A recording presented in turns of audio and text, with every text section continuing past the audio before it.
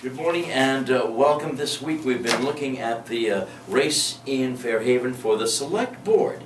And it's my personal pleasure to welcome one of the candidates. We've been meeting them all week long. This morning, Bernard Roderick, the former school superintendent who's leaving his seat on the school committee and running for Select Board, joins me. Good morning, Bernie. Good morning, Phil, and thank you very much for inviting me. Really appreciate it. It is a pleasure. I guess Bernie's a popular name in politics this year, huh?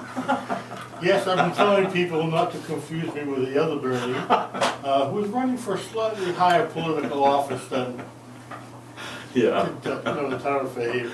Well, tell us, first of all, a little bit about yourself. Not that, nobody knows who you are. I mean, you've held the position of school superintendent, but for folks who may not know who you are, just a brief bio and give us a little bit of the inspiration behind you wanting to now go for this position. Certainly. I wasn't born in Fairhaven. I was born in New Bedford and moved here when I was 3 years old, so I consider myself a lifetime resident. I went all through the Fairhaven public school system, graduating from Fairhaven High School, and I hold degrees from Boston College and New England School of Law. I started teaching back in the late 60s, and I went from teacher to administrator, then eventually superintendent for 10 years. During that period of time, I was involved in many committees in town. I was on the Board of Appeals, I was trustee at the library, a district commissioner for the Boy Scouts, things of that nature. And I've continued, my 40 years of professional career has been dedicated to the community. And I want to continue. I'm just finishing up my second term on the school committee. And I have a lot of energy left, and I want to continue to serve the community. I feel I have the experience and the background and the dedication to do so. I have identified a few issues in town that I think are very important. Such as? Which, number one, is the harbor. The EPA is going to be breathing down our neck to reduce the nitrogen levels in the harbor. If they hold our feet to the fire, it's going to cost this town upwards of $20 million. In addition to that, we've got they want us to put a filtration system in all our discharge into the harbor, more millions. They want us to update the sewage treatment plant, more millions. Fairhaven can't fight that fight alone. EPA is big brother, and I say big. We need some help, and I think we should enlist the help of our congressmen and our 2 senators. Because the EPA is going to listen to them a lot more than they're going to listen to the town of Fairhaven. Now, I wouldn't expect that the issue to go away, but I think that if we have the right people involved in helping us, that we can negotiate that down and make the fiscal impact for the town much less. How would that be? You'd have your congressman on your behalf be the liaison between Fairhaven and the EPA? That's correct. And what would you want as your goal? To have an extended time frame or what? A combination of things. Number one, they're asking, currently we're putting 19 parts per million of nitrogen into the harbor. They want us to get it down to 3. That's kind of unrealistic because of the fiscal impact of the town. And if we can negotiate with them and say, okay, if we have to do it, let's put in a time frame, number one. And number two, let's agree on a figure lower than that. And that way I feel we can reduce the fiscal impact on the town. But again, I want to stress, the EPA is not going to listen to a little town like Fairhaven by themselves. A stern email will probably end up in file 13 somewhere. So we need to bring the big guns in. Where does the nitrogen come from? What is the cause, the source? Yes, the sewage treatment plant, the discharge of the clean water, what we call clean water. And it's been a problem, that's been going on for a number of years now, and it's going to come to a head in the next year or 2. This is one of the issues that no one has brought up. Any other issues that you see are a priority? Yes, I do. I think the Atlas TAC just reared its ugly head, and that's been dormant for about 20, 25 years, and now the building itself has become a safety hazard.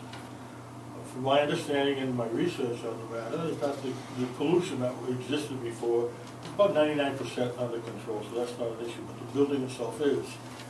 And in addition to that, the owners of the property owe over $500,000 in back taxes. But that's been sitting fallow on the shelf for a number of years, so I think we have to start acting on that, get the building condemned, and, you know, force the building to be raised. The town doesn't want that property for a number of reasons, but we want it to be safe, so we have to, I think, enlist the fire department, the building department to declare it a hazard. Then the selectmen could have a foundation to file a suit and say, let's get this cleaned up. But it's been lying fallow much too long. Because of a super fund category that runs into a lot of, you want to talk about EPA problems, yes. right? And Big a lot time. of money. Big time, a lot of money. And Fairhaven is not a wealthy town, it's a blue collar town, and the taxpayers can just absorb so much. If there are increases in services, everything goes up. Everything costs more and more every year. That's true. Where will the extra tax dollars come from? Well, there's one source right now. We know Fairhaven High School was rehabilitated about 25 years ago. We're paying off that debt this year.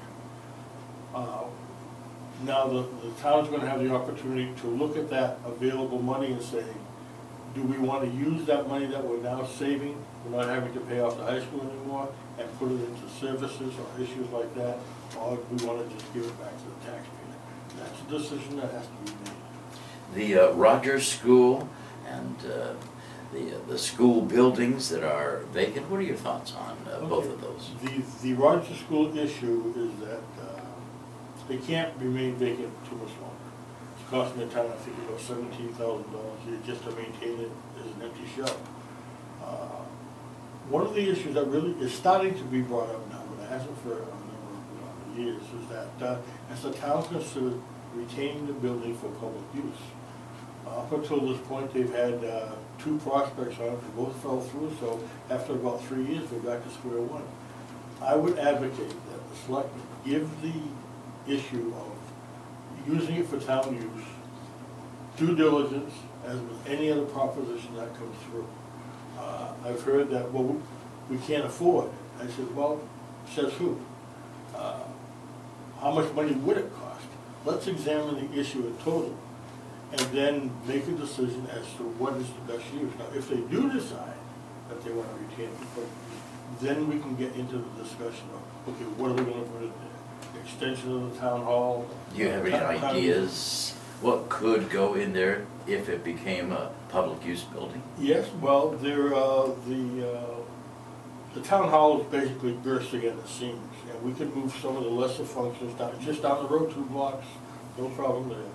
We have a wonderful heritage in Fairhaven, and we have so much artwork and history that we could make part of it a museum. How about the Oxford School? The Oxford schools have been somewhat decided at this point by the selectmen to turn it into senior housing, and that's the proposal that they're going to make at town meeting. We have a few minutes left here. Are there any issues that are outstanding that you would like to address? Are there any other things that you would like the listeners to consider, as you have an election coming up next week? That's right. It's about 3 days is coming up. We still have the outstanding issue of the new police and fire station. We have to be, I think we have to be convinced that there is a need for it. And if we do determine that is a fact, then we have to make decisions like, well, do we keep one, rehabilitate the other? What are your thoughts on that? I haven't had the opportunity yet to sit down with the chief and of both departments. I think they favor it, but I really want to make sure that we can make the case. Is it really needed first? Once we do that, then we can get into some deep discussions on that. And finally, Bernard Roderick, tell folks listening who are here in Fairhaven and registered to vote why they should vote for you. Because I've got the experience, the background, the dedication, and the integrity. I want to continue to serve this community. I've been doing it for 40 years, and there's no reason why I feel I should stop now. I love the town. I've lived here all my life. It's been good to me. It's been good to my family. and I think I owe it to the town. Thank you very much, all the very best. Thank you, sir. Thank you, and we will give equal time to all the candidates running for the Select Board. Thank you for joining us. It's 7:23.